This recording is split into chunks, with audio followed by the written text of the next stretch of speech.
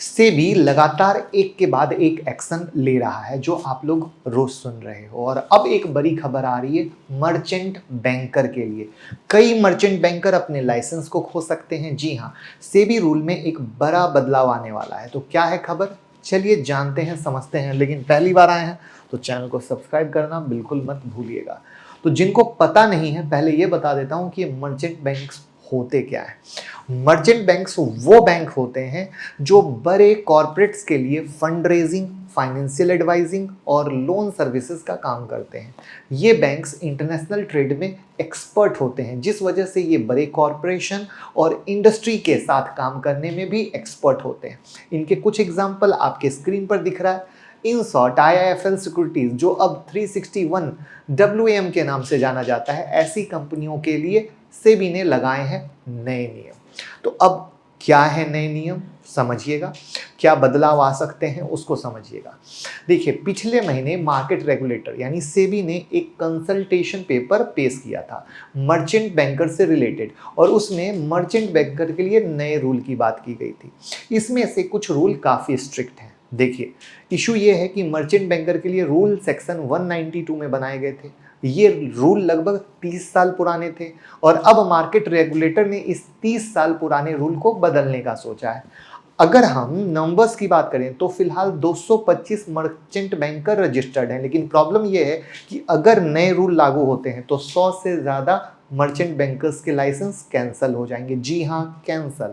अब हम आपको बताते हैं कि नए रूल क्या कहते हैं। नए रूल में ये लिखा गया है कि मर्चेंट बैंकर्स को मर्चेंट बैंकिंग से रिलेटेड एक्टिविटी करने से मना किया जा सकता है अगर उनकी फिक्स इनकम नहीं होती है। मतलब कि अगर कोई मर्चेंट बैंकर एक फिक्स इनकम करने में फेल हो रहा है अपने मर्चेंट बैंकिंग एक्टिविटी से, तो उसका लाइसेंस रद्द किया जाएगा। मर्चेंट बैंकिंग एक्टिविटी में underwriting, syndication, merger, acquisition, portfolio management, corporate restructuring और प्रोजेक्ट फाइनेंसिंग शामिल होते हैं। यानी कई मर्चेंट बैंकर अब बैन हो सकते हैं, और इसकी वजह यह है कि कई ऐसे मर्चेंट बैंकर हैं जो सेबी के साथ रजिस्टर्ड हैं। बैंकिंग से रिलेटेड काम का शेयर नॉमिनल है, मतलब नेग्लिजिबल।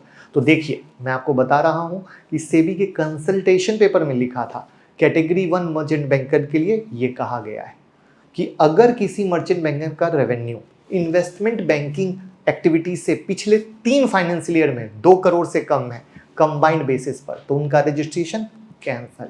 क्योंकि नए रूल में मिनिमम नेटवर्थ 10 टाइम होनी चाहिए। यानी कैटेगरी 1 मर्चेंट बैंकर के लिए मिनिमम नेटवर्थ 50 करोड़ होनी चाहिए रजिस्ट्रेशन के लिए। अभी तक मिनिमम नेटवर्थ 5 करोड़ है। मतलब नए रूल लागू होने के बाद मिनिमम नेटवर्थ 10 टाइम बढ़ जाएगा, 1 करोड़ से 10 करोड़ हो जाएगा। सिंपल। कैटेगरी 2 मर्चेंट बैंकर के लिए, उनके लिए भी नेटवर्थ जरूरी होगा। पिछले 3 फाइनेंशियल ईयर में इन्वेस्टमेंट बैंकिंग एक्टिविटी से कम 2 करोड़ का रेवेन्यू दिखाना जरूरी होगा। वैसे अब तक सेबी के रूल में मर्चेंट बैंकर के लिए लाइसेंस कैंसिल करने का प्रोविजन नहीं था। तो अब एक्सपर्ट का क्या कहना है? एक्सपर्ट का कहना है कि अगर नए रूल की वजह से बहुत सारे मर्चेंट बैंकर के लाइसेंस कैंसिल होते हैं तो इसका इंडस्ट्री पर कोई बड़ा असर नहीं होगा।